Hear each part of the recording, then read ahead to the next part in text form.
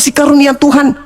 Menganugerahkan, bukan mempersembahkan, bukan menyalibkan, menganugerahkan supaya orang percaya kalau Yesus itu adalah utusan Tuhan, bukan Tuhan sendiri. Kalau Tuhan sendiri itu Anda masuk ke dalam Filipi 2:6-7-8, dewa orang Romawi turun ke bumi jadi manusia, itu yang betul untuk Kristen. Jangan bawa-bawa Yesusnya orang Yahudi, nggak ada hubungannya. Kalau Anda mengatakan saya salah tafsir terhadap perkataan domba, Anda yang salah memahami. Saya memahami domba itu binatang, bukan berarti Anda binatang, karena itu hanya perumpamaan. Tapi ingat, orang-orang Kristen itu, artinya orang-orang di luar Yahudi itu disebut anjing. Bahkan Petrus, pengarang Petrus dalam 2 Petrus 2 nomor 21 dan seterusnya menganggap Kristen itu anjing dan babi. Tapi itu cuman istilah doang, bukan berarti Anda itu binatang betul. Meskipun sifatnya seperti omnivora, pemakan segala, tapi bukan binatang beneran lah. Itu saya masih minta dalil. Mana dalilnya Tuhannya Yahudi mengajarkan orang Athena, orang Roma mempersembahkan manusia sebagai korban penebus dosa? Mana? Dalil. Dalil. Bang Suma, saya mau tanya sama Bang Suma ya, dan saya hari ini dijawab ya.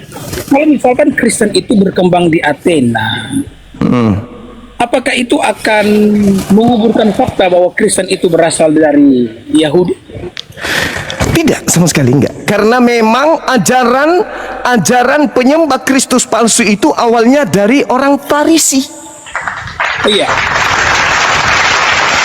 Iya. Kalau begitu, apa sebuah keharusan Allah harus berbicara kepada orang Athena sementara ajaran itu berasal dari orang Yahudi? Orang Farisi yang mengambil ajarannya orang Yahudi, mengajarkan kemudian orang Athena untuk bertobat menjadi pengikutnya dan menjadi orang neraka, itu adalah suatu keharusan. Karena itu nubuat Yesus di dalam Matius 23. Anda tidak menjawab pertanyaan saya. Saya sudah menjawab. Anda tidak menjawab pertanyaan saya. Saya sudah menjawab. Ya, Anda kan tahu bahwa kekristenan itu berasal dari Yahudi. Dan memang betul kekristenan berkembang di Athena. Lalu apa keharusan Allah harus berbicara kepada orang Athena mengenai pengorbanan? Justru karena itu saya minta, kalau tidak ada, lalu dari mana dasarnya persembahan penebus dosa manusia? Kucuk. Dari mana? Oke, Ayo. ya. Dari mana? Silakan. Terus, Tapi jangan pakai nangis, Saya tidak akan pernah nangis. Saya kalau dengan Anda ketawa saya. Oke, saya jawab ya. Ya. Ketawa tapi muka begitu, kasihan. Ya, dulu ya. Silakan. Ya, begini. Anda bisa melihat bahwa narasi yang dibangun oleh Suma ini narasi yang memang. Saya minta dalil dong. Dalil dong. Kita ngomong di awal. Kalau saya bicara kamu diam ya. Kalau kamu dalil. bicara diam loh. Jadi kamu diam ya, diam dulu. Ya. Saya butuh dalil ya. Masker itu gunanya bukan hanya untuk Mulai teman-teman, mulai. Saya lebih baik masker yang nutup muka saya daripada gigi yang nutup muka saya, Bang. Lanjut. Diam ya, oke. Oke, ya saya jelaskan ya. Jadi Anda bisa lihat ya bahwa apa yang ditanyakan oleh Suma ini adalah sesuatu yang di luar daripada, saya bisa bilang di luar konteks ini. Lanjut. Ngomong Suma, ya kalau saya ngomong kamu diamlah. Iya kan, kita kan sudah. Saya minta dalil persembahan yang kalian lakukan manusia di atas salib untuk nebus dosa kalian, itu mana dalilnya? Silakan. Sabar dulu. Oke. Tidak semua pertanyaan itu harus dijawab dengan cara bagaimana. Lalu dari mana asalnya? Sabar dulu, Suma, astaga.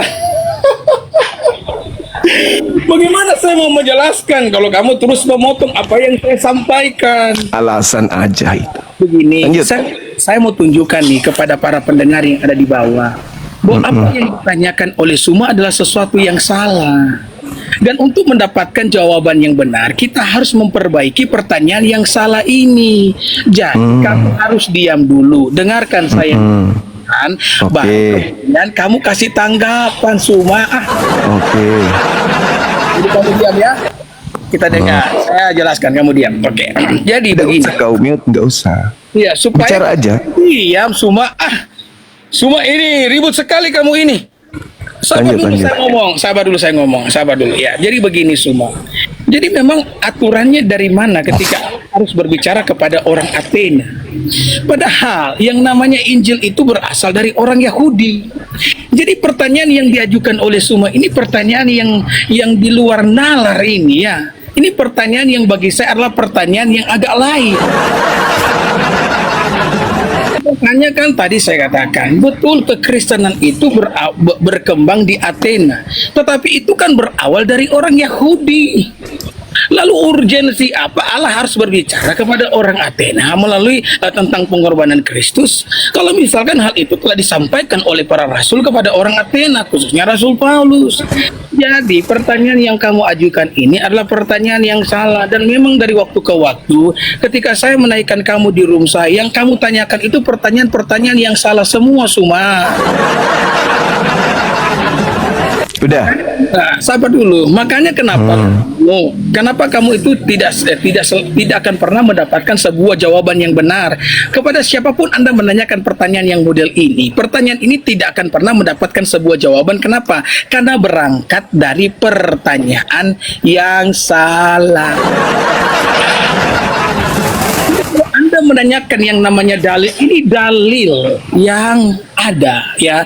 Kisah ya, Yohanes pasal 3 tadi saya sebutkan tadi ya. Yohanes pasal 3 ayat yang ke-16. Karena begitu besar kasih Allah akan dunia, itu Allah kan berbicara ya melalui rasulnya, Rasul Yohanes. Itu artinya bahwa sebelum Rasul Yohanes menyampaikan itu mereka menerima. Kenapa? Karena mereka orang Yahudi Suma. Dan Injil itu berasal dari orang Yahudi. Kok tiba-tiba kamu bisa mikir sampai ke Athena? Ya. Sudah. Orang Athena itu Suma cukup mendengar dari para rasul yang menerima itu dari Tuhan karena mereka adalah orang Yahudi. Jadi pertanyaan yang kamu ajukan Suma adalah pertanyaan yang salah. Jadi perbaiki pertanyaan Anda supaya Anda mendapatkan jawaban yang benar. Silakan. Ya, jadi gini, saudara. Anda nggak sanggup memang menjawab pertanyaan saya karena memang nggak ada ajaran Tuhan itu mempersembahkan manusia sebagai korban tebus dosa, itu memang nggak ada. Itu ajaran pagan. Satu hal yang perlu kamu perhatikan sebagai seorang pastor. Di dalam kitab saudara 1 Korintus 5 nomor 7, Yesus disembelih. Oke, Yesus disembelih di situ sebagai korban sembelihan.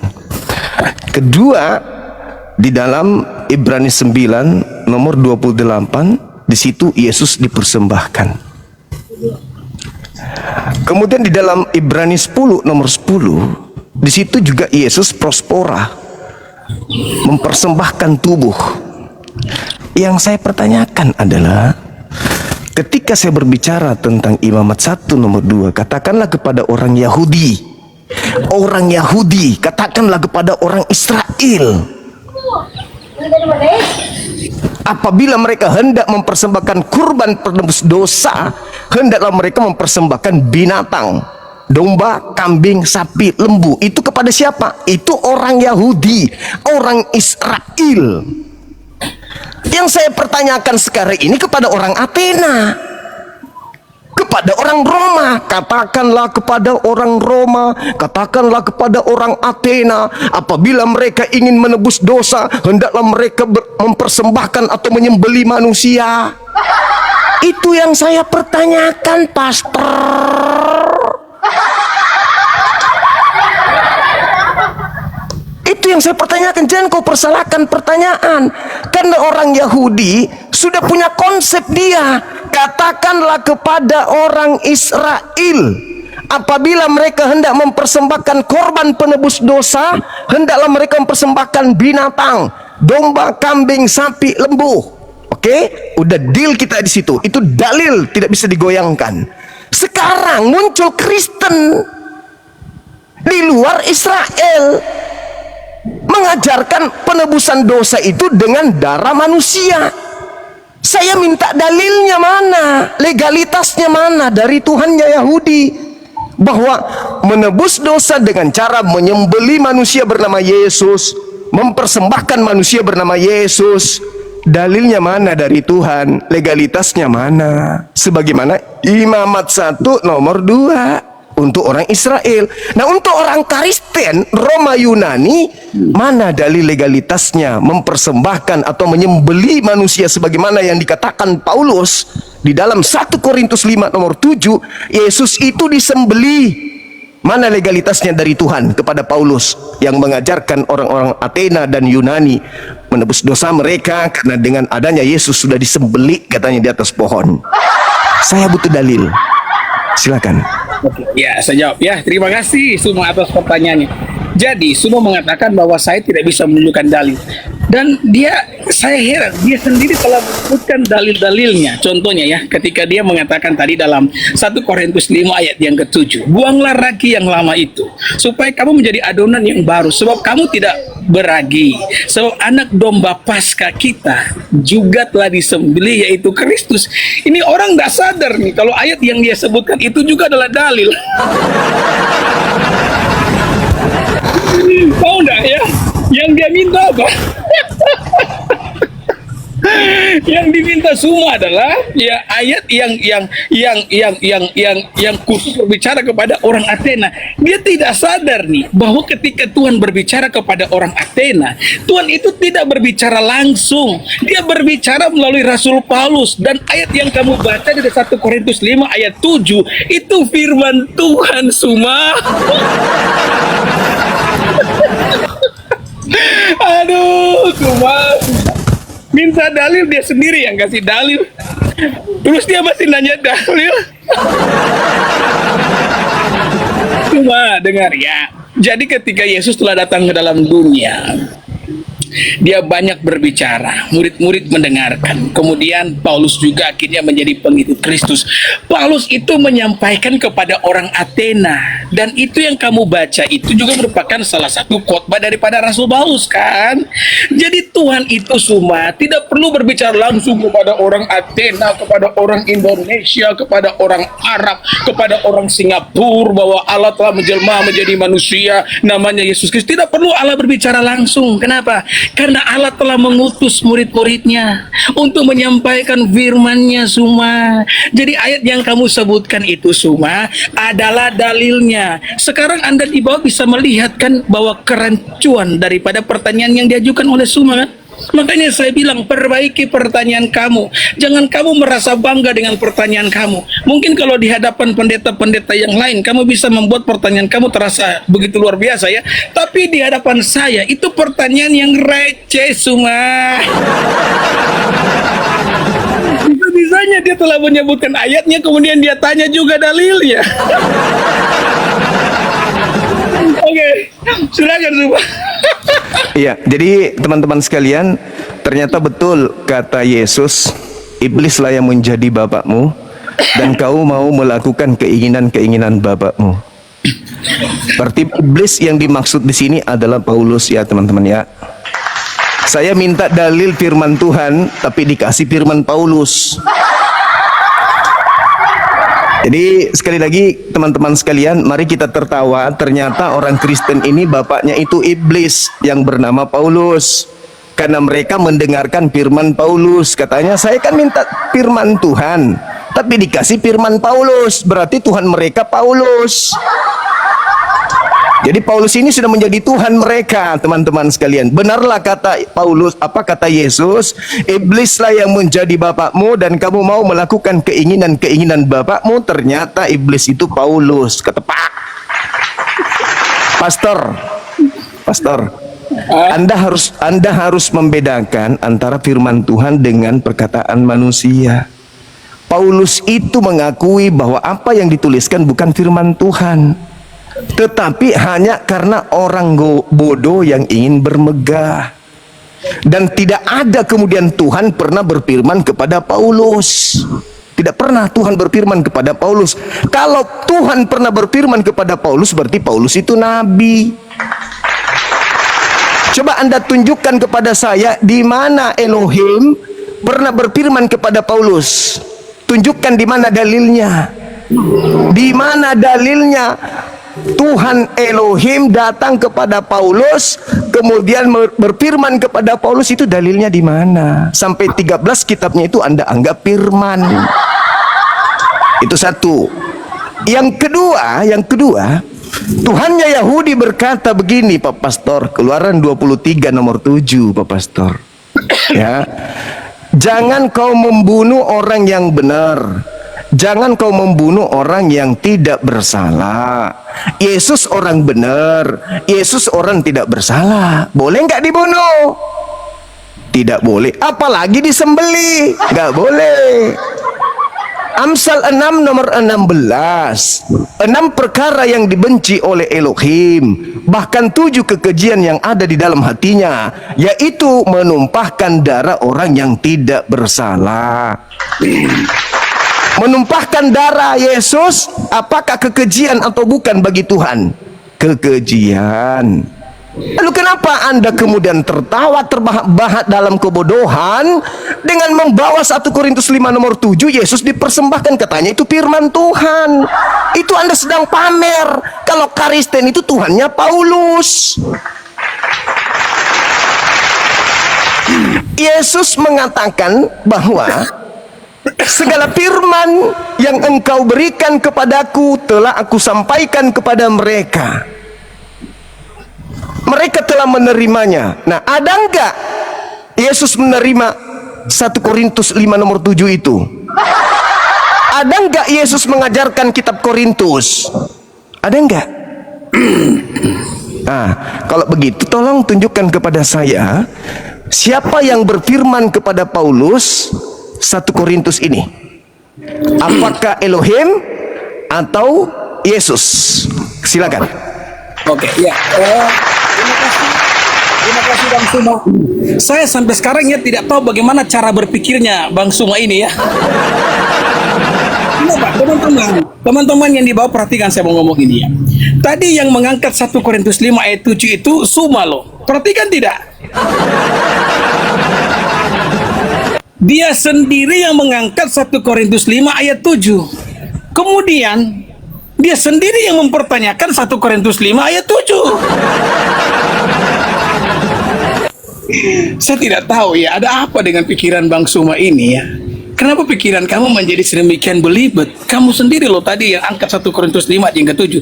Saya bahkan hanya memberikan konfirmasi dari ayat-ayat yang kamu angkat. Tadi kamu mengangkat ada sekitar 5 ayat. Saya cuma mengangkat 1 ayat dari ayat yang Anda angkat. Kalau Anda tidak menganggap bahwa Paulus 1 Korintus 5 ayat yang ke-7 adalah firman Tuhan, semua dengarkan saya mau ngomong ini. Kalau kamu tidak menganggap bahwa 1 Korintus 5 ayat itu adalah firman Tuhan, lalu kenapa itu menjadi kutipan dasar kamu? Kamu itu tidak boleh menggunakan tulisan-tulisan daripada Rasul Paulus kalau kamu sendiri tidak percaya bahwa apa yang ditulis adalah firman Tuhan. Ini kegagalan berpikir. Kamu bilang tadi itu adalah kebodohan bagi saya. Justru saya melihat ini adalah kebodohan bagi Anda. Anda sendiri menyebutkan 1 Korintus 5 ayat yang ke-7, tetapi beberapa saat kemudian Anda menyangkal ayat yang Anda angkat sendiri. Mau taruh di mana logika ini, Suma? Aduh, Suma. Dia sendiri yang angkat ayatnya, kemudian dia sendiri yang menyangkal ayatnya. Saya mau kasih tahu sama kamu ya, kamu dengarkan saya baik-baik ini ya. Orang Kristen percaya bahwa apa yang disampaikan oleh Rasul Paulus adalah firman Tuhan. Ya, karena Rasul Paulus pernah mengalami perjumpaan dengan Yesus Kristus. Dan saya mau beritahu bahwa kesaksian daripada Paulus tidak pernah berdiri sendiri. Paulus tidak pernah berdiri sendiri. Kalau kesaksian Paulus berdiri sendiri dan itu bertentangan dengan kesaksian para rasul, khususnya oleh Petrus yang merupakan soko guru dalam jemaat, maka Anda bisa mengatakan bahwa Rasul Paulus itu adalah seorang penyebar hoax. Tapi ternyata apa yang disampaikan oleh Rasul Paulus di-approve oleh Petrus, dan saya yakin Anda tidak tahu tentang hal ini kan? Kalau Rasul Petrus saja meng-approve apa yang disampaikan oleh Rasul Paulus, maka siapa Anda ya, manusia bercadar yang harus saya dengarkan? Cuma saya bacakan ayatnya. 2 Petrus pasal 3. Ini Petrus. 2 Petrus pasal 3 ayat 15. Anggaplah kesabaran Tuhan sebagai kesempatan bagimu untuk beroleh selamat. Seperti juga Paulus saudara kita yang kekasih telah menulis kepadamu menurut hikmat yang dikaruniakan kepadanya. Artinya apa? Waktu Petrus menulis surat ini, tulisan-tulisan Paulus telah beredar. Dan Petrus menyebutkan Paulus sebagai saudara kita yang kekasih. Itu artinya bahwa Paulus adalah sekutu daripada Petrus. Itu artinya bahwa apa yang ditulis oleh Paulus itu di-approve oleh Petrus. Jadi kalau Petrus setuju dengan apa yang ditulis oleh Paulus, siapa kamu? Manusia yang hidup di abad sekarang mau menentang tulisan-tulisan daripada Paulus. Siapa kamu, Suma? Apa gelar yang kamu miliki? Kamu lulusan apa, Suma? Sudah. Ayat 16. Ini kata Petrus. Hal itu dibuatnya, ya saudara kita yang kekasih, telah menulis kepadamu menurut hikmat yang dikaruniakan kepadanya. Petrus mengakui hikmat yang dimiliki oleh Paulus. Kemudian ayat yang ke-16. Hal itu dibuatnya dalam semua suratnya apabila ia berbicara tentang perkara-perkara ini. Dalam surat-suratnya itu, kata Petrus, ada hal-hal yang sukar difahami, sehingga orang-orang yang tidak memahaminya seperti kamu ini, ya, sehingga orang-orang yang tidak memahaminya dan yang tidak teguh imannya memutarbalikannya menjadi kebinasaan mereka sendiri, sama seperti yang juga mereka buat dengan tulisan-tulisan yang lain. Jadi apa yang kamu lakukan pada hari ini itu telah dinubuatkan oleh Petrus, bahwa ada orang yang tidak memahami tulisan daripada Paulus dan mencoba memutarbalikan itu menjadi kebinasaan bagi mereka sendiri. Jadi kalau Petrus mendukung Paulus, Suma, who are you? Who are you? Apa legalitas yang Anda miliki sehingga Anda bisa mengatakan bahwa Rasul Paulus itu adalah rasul yang tidak menyampaikan firman Tuhan? Mari kita tertawa bareng-bareng, saudara-saudara. Sudah. Silakan. Oke. Dengarkan saya, Bang. Dengarkan saya, Pak Pastor yang lucu, imut. Dengarkan saya. Saya membawa tadi 1 Korintus 5 nomor 7 itu sebagai legalitas Paulus kepada orang-orang Roma Yunani, bukan sebagai firman Tuhan. Justru Paulus itulah pendiri agama Kristen. Ia mengajarkan menyembelih Yesus untuk dosa Kristen. Yang saya minta firman Tuhan, bukan pernyataan Paulus. Saya orang berakal.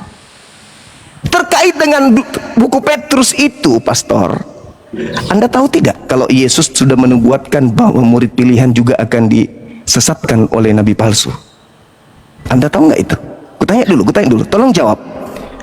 Benar nggak Yesus menubuatkan kalau Petrus murid pilihan akan disesatkan oleh nabi palsu? Tidak. Akui dulu. Tidak ada. Tidak ada. Matius 24 nomor 24. Baca. Oke. Kena kau di sini. Baca. Baca. Jadi dengar ya. Baca dulu. Matius 24 nomor 24. Baca. Saya akan baca. Tapi sebelum saya baca, saya ulangi pertanyaan kamu ya.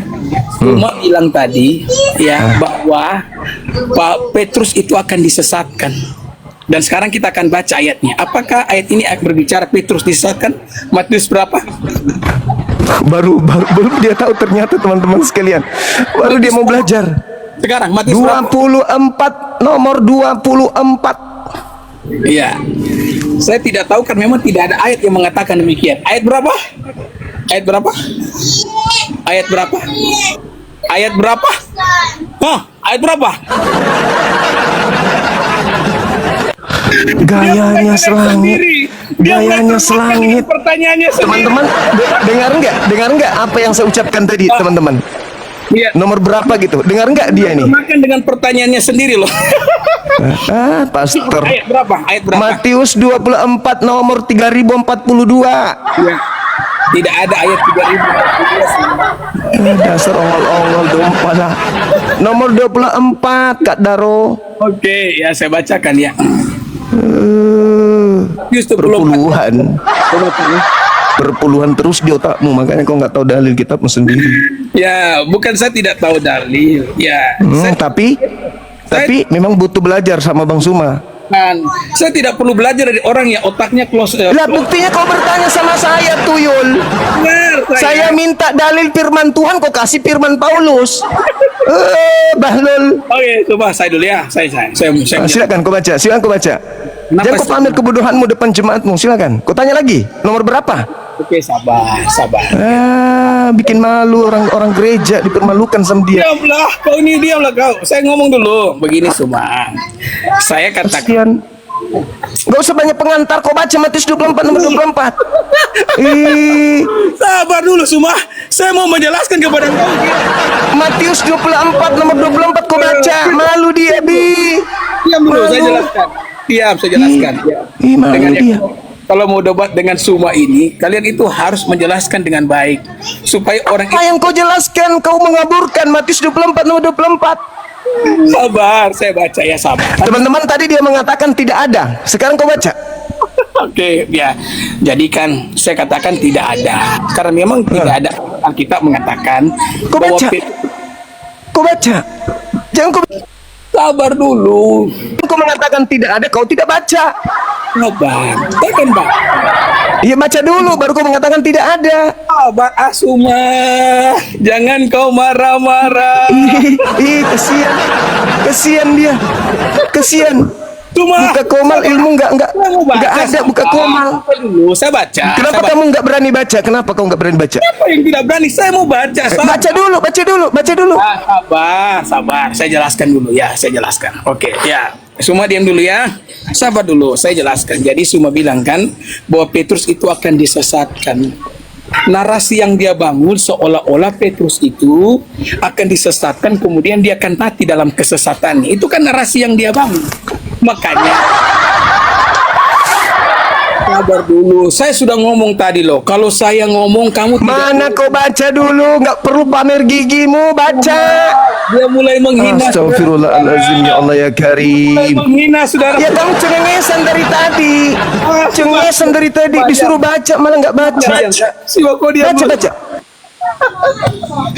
Suma, Baca dulu dong. sabar dulu. Justru mau menipu dia. Ini kau pikir di gereja apa? Kamu tuh sudah janji loh tadi. Kalau saya ngomong kamu tidak pakai efek suara loh. Kamu janji tadi loh. Saya minta baca. Saya nggak ada janji. Kau yang mengingkari janjimu. Kau yang pakai ngefek suara kok. Kamu bohong ah. Kau yang pakai efek suara dari tadi kok. Kau yang ingkar janjimu sendiri. Dasar pastor dongo. Baca cepat. Memalukan. Malu dia teman-teman. Sabar Suma. Saya jelaskan. Baca. Jangan kau pamer gigi saya sini. Baca. Aduh. Baca. Kalau saya ngomong, kamu tuh diam. Iya kan? Baca. Aduh. Suma. Oke, ya saya jelaskan. Suma begini. Kalau saya ngomong tuh kamu diam lah kan? Bagaimana? Kalau kamu ngomong saya diam. Tadi kan di awal tuh saya sudah tegaskan. Kalau saya bicara, kamu jangan pakai efek suara. Nanti efek suara kamu gunakan pada saat kamu bicara. Bagaimana juga dengan saya nih? Saya juga akan pakai efek suara kalau saya menjelaskan. Tapi kalau saya sementara menjelaskan, jangan semua pakai efek suara. Tidak boleh begitu. Tidak sopan namanya ya kan? Jadi begini. Lebih besar gigimu daripada otakmu. Baca cepat. Dia saudara-saudara, dia mulai menghina. Loh. Baca cepat, baca. Itu fakta. Baca cepat. Saya jelaskan. Baca. Tapi kamu ini. Jadi ya narasi yang semua bangun itu seolah-olah itu bahwa Petrus itu disesatkan sampai akhir hayat. Ya ampun, saya suruh kau baca. Cuma diamlah kau semua. Ya, kau diamlah. Ya, saya jelaskan di sini saja ya. Karena semua ini kalau saya mau menjelaskan.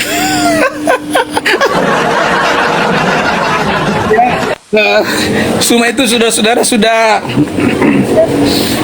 kepala tanggung dia ya, sudah kalah debat. Jadi makanya dia kalau sudah kalah debat mulai begitu, mulai menghina ya kan, mulai bawa-bawa fisik ya, itulah modelan Suma ya. Ya, narasi yang coba dibawa oleh semua seolah-olah bahwa Petrus itu disesatkan sampai akhir hayatnya. Sementara tidak ada ayat yang mengatakan demikian. Makanya saya katakan tidak ada ayat yang bicara begitu. Kemudian dia menunjukkan Matius 24 ayat 24. Ya, dan ayat itu tidak berbicara demikian, saya baca. Sebab Mesias-Mesias palsu dan nabi-nabi palsu akan muncul. Dan mereka akan mengadakan tanda-tanda yang dahsyat dan mujizat-mujizat sehingga sekiranya mungkin mereka menyesatkan orang-orang pilihan juga. Jadi ayat ini tidak berbicara bahwa Paulus itu Mesias palsu. Tidak. Karena baik Paulus maupun Petrus sama-sama percaya Yesus itu Mesias. Ini yang saya mau jelaskan. Tapi Suma tidak kasih saya waktu kan. Kenapa? Karena Suma memang sudah belepotan, saudara-saudara.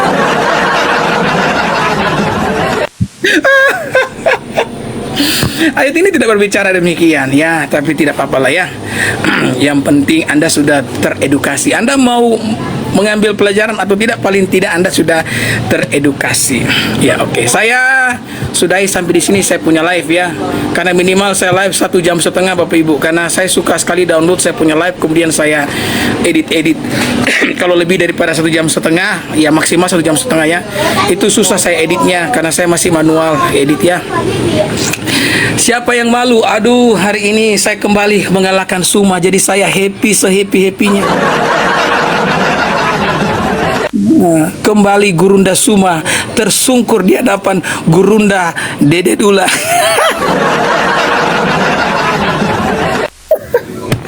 Makanya Suma itu kalau dia mau debat di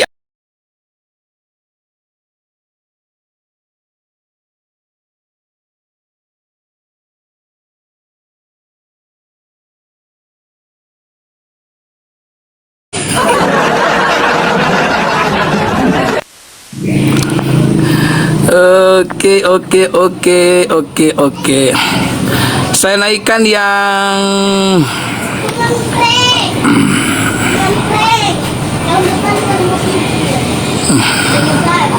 saya coba oh ya salah angkat saya nih.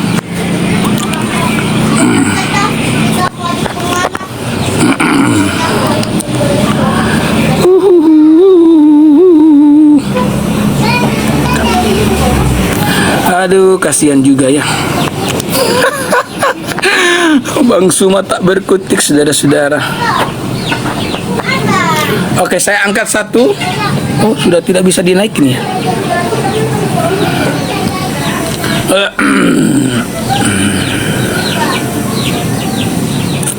Oke lah, saya sudahi dulu, saya punya live ya. Nanti saya akan live